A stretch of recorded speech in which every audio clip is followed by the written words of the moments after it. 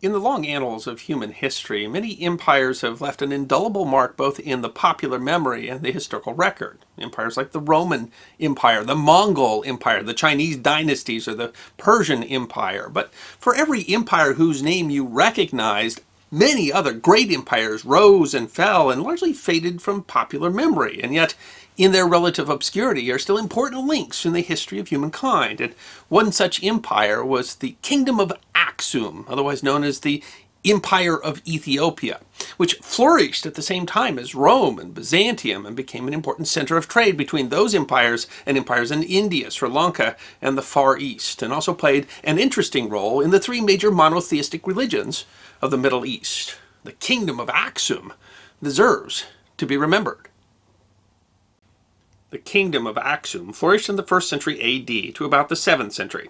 Its center was the city of Aksum, located in the highlands of northern Ethiopia. The kingdom had its roots in the so-called Proto-Aksumite period, beginning about the 4th century BC, and became a force to be reckoned with by the 1st century AD. By that time, it was widely known as an excellent market for ivory, tortoise shells, and rhino horns, as recorded in the Greco-Roman Periplus of the Erythraean Sea, a kind of traveler's handbook that covered trading opportunities in the Red Sea and beyond, as far as southwestern India. The kingdom's earliest years are the subject of some scholarly debate, but it is known that the kingdom's written language, Ge'ez, is a member of the Semitic family of languages, mostly centered in the Middle East. Other Semitic languages include Hebrew, Aramaic, Arabic, and Akkadian. Ge'ez is no longer a spoken language, but it is used widely as the liturgical or holy language of the Ethiopian Orthodox Tewahedo Church, as well as other Ethiopian and Eritrean churches. The language may have been brought over by southern Arabic people in the 8th century, but some linguistic evidence suggests Semitic languages were spoken in the Horn of Africa for millennia. The value of this early script is significant. The biblical book of Enoch survives as a complete text only in Ge'ez, and Ethiopian translations of the Bible are among the oldest surviving in the world. In its early years, the growing wealth from trade at its port city of Adulis allowed the kingdom to expand its influence over a large part of modern Ethiopia, Eritrea, Sudan, Somalia, and Yemen. The kingdom owes its growth to a shift in global trade patterns. Overland routes to India and other routes became less popular when traders learned that they could take advantage of monsoon winds to cross the Arabian Sea to India. The volume of trade that came through the Red Sea ballooned and brought enormous wealth and prosperity to traders along the route. Aksum would become the principal supplier of African goods to Rome. The kingdom subjugated a number of tribes in modern-day Somalia and extended some kind of dominance across the Red Sea over Himyar in modern-day Yemen. Conquered tribes were allowed some autonomy, but were required to pay tribute to Aksum, often in the form of heads of cattle, according to Aksumite inscriptions. As the kingdom became an empire, the Aksumite kings took on the title of Nagusa Nagast, or King of Kings. Whether this reflected a system of sub-kings is not yet clear. By the mid-4th century, Aksum was at its height. It was in that century that the kingdom began using the name Ethiopia, according to inscriptions. It was also in that century that Aksum played a role in the decline of the once powerful kingdom of Kush. Kush was a Nubian kingdom that had, for a time, installed pharaohs that ruled over a combined Egyptian-Kushite kingdom. By the 4th century, Kush was a shadow of its former self, and a dispute led the Aksumite king, Ezana, to attack and possibly sack the capital of Meroe. The kingdom of Aksum is possibly most famous for its enormous stelae, large decorated obelisk-like columns that have been built in the region for centuries. Hundreds of the monuments surround the city of Aksum today in stelae fields, many of them marking the sites of underground burial chambers. The three largest of these, called the royal stelae, are the 79-foot-tall Ezana stele, the fallen 108-foot-tall Great Stele, and the so-called obelisk of Aksum. The Aksumites left a monument at Meroe and built another at Aksum to document Ezana's victories, including that over the Kushites. The stone had writing on it in Ge'ez, Sabian, and Greek, thus representing a Rosetta Stone for these languages. King Ezana ruled from the 320s to 356. Ezana was the first Aksumite king to embrace Christianity, being converted sometime between 325 and 328. He advocated for Christianity in his own kingdom, less than 2 decades after the Roman Emperor Constantine the Great converted. The conversion of Ethiopia was, according to tradition, the responsibility of a single man. Frumentius of Tyre. According to the Roman historian Tyrannius Rufinus, as children, Frumentius and his brother went with their uncle on a ship to the Red Sea, where the crew was attacked and killed by pirates, because don't all good stories involve pirates, and the boys taken captive. They were given to the king of Aksum, Ezana's father, as slaves, but gained favor with the king before his death and were freed. Ezana's mother begged them that they stay, as Ezana was too young to rule and she needed help teaching him and managing the kingdom. When Ezana took the throne, Frumentius was an important advisor to the kingdom. Frumentius traveled to Alexandria to talk to the bishop there, who consecrated him bishop and promised to assist him in Aksum's conversion. On his return, he baptized the king and shortly after founded the original Church of Our Lady Mary of Zion in Aksum, a rebuilt version of which still stands today. This became the site where Ethiopian emperors and later emperors of Abyssinia were crowned. The Ethiopian Church enjoyed significant autonomy, but did follow the church in Alexandria to split from the Roman Church following disagreements after the Council of Chalcedon in 451. The kingdom began minting its own currency during the reign of the king Indubis at the end of the 3rd century and continued minting coins for 400 years. They were one of the only ancient states in sub-Saharan Africa to mint their own currency and one of only 4 in the world who were minting gold coins at the time. Ezana began minting coins bearing the Christian cross, one of the earliest examples of the symbol on coins.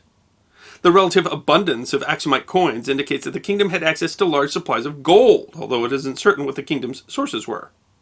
Aksumite coins are also notably pure, and the supply of metals was closely controlled by the Aksumite state. The kingdom's trade influence was great. Aksumite coins have been found as far afield as India and Sri Lanka. The next major expansion was under King Caleb in the 6th century. Caleb was recognized as a Christian by the Byzantine Emperor Justin I, who sought Caleb's assistance in ending atrocities committed by the Himmerite king against Christians in modern-day Yemen.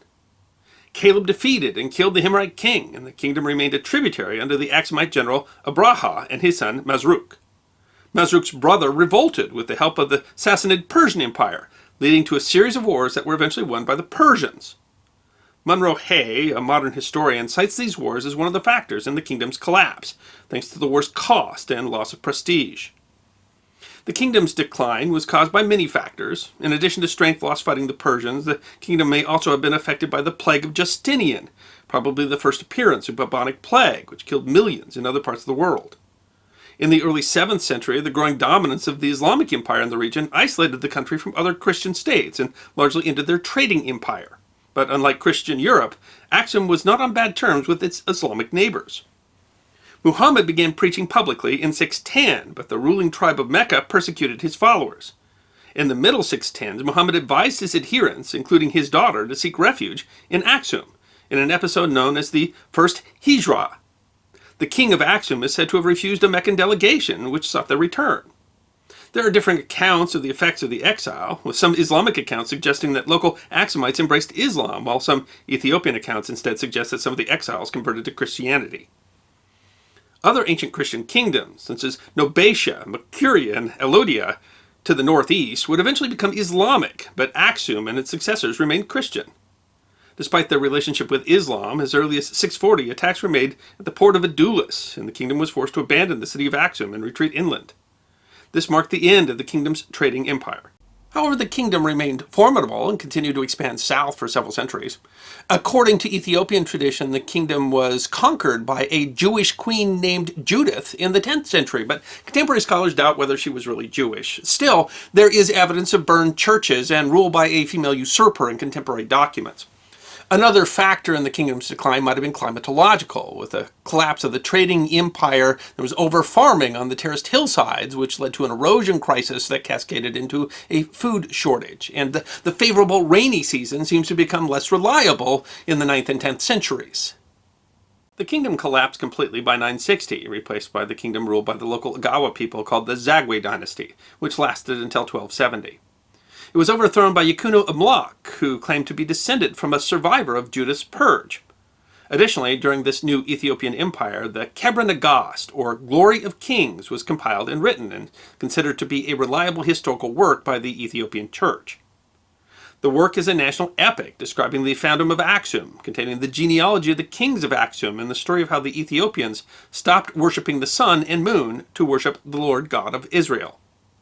The bulk of the work tells the story of the biblical Queen of Sheba, whom it identifies as Makeda of Ethiopia. As told in the Bible, she visits King Solomon in Israel and is impressed by the wealth and knowledge there. but it then breaks from the biblical narrative by stating that she and Solomon conceived a child. The son, Menelik, visited his father as an adult, but refused to remain in Israel, so Solomon sent the firstborn children of the nation's elders with him to Ethiopia.